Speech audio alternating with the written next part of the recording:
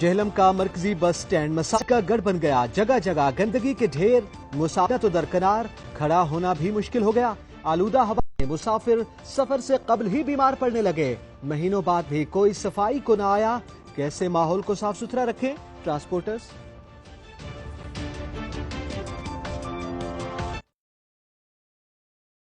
جہلم کا واحد لاری اڈا مسائل کی آماج گاہ بن گیا، رپورٹ کر رہے ہیں بابر حسین۔ جہلم شہر کا واحد لال کا گڑھ بن گیا، ٹوٹا ہوا ویٹنگ ہال، گندے بیت الخلاء اور اس کے ساتھ ساتھ لاری اڈے میں موجود گٹر موجود نہیں ہیں۔ مسافروں کا کہنا ہے کہ ہم شدید اذیت کا شکار ہیں اور یہاں پہ کئی مسافر گٹروں میں بھی گر چکے ہیں۔ اس کے ساتھ بیت الخلاء میں 20 روپے پرچی تو لی جاتی ہے، لیکن بیت الخلاء انتہائی گندے، بدبو اور تافن آ رہی ہے۔ مسافروں کا کہنا ہے کہ یہاں پہ سہولیات دی جائیں تاکہ ہم آسانی سے سفر کر سکیں، اور جب یہاں پہ ہم آتے ہیں تو ہمیں سخت پریشانی کا سامنا ہے۔ انہوں نے بات کرتے ہوئے کہا، بہت گندگی ہے، کوئی صفائی نہیں ہے، کوئی انتظام نہیں ہے عورتوں کے لیے۔ ناکافی ہیں۔ ایک تو یہاں لیٹرین کا مسئلہ ہے، وہاں جائے تو وہ کہتے ہیں کہ بڑا 20 روپے جو ہے نا وہ اس کے لینے، حالانکہ باقی جگہوں پہ سرگودا میں وہ بالکل فری ہے۔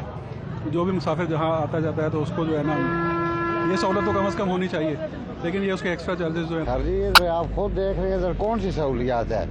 ایک بھی کام ٹھیک نہیں ہے سر، نہ پینے کے لیے پانی ہے، نہ یہ گٹروں کا حال آپ خود دیکھ رہے ہیں، سارا درم برم ہوا ہوا ہے، کوئی اس طرف دھیان دیتے ہی نہیں۔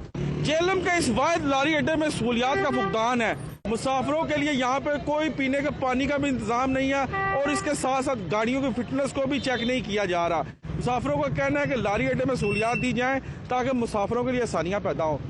کیمرہ مین اسنان علی کے ساتھ بابر حسین، سچ نیوز، جہلم۔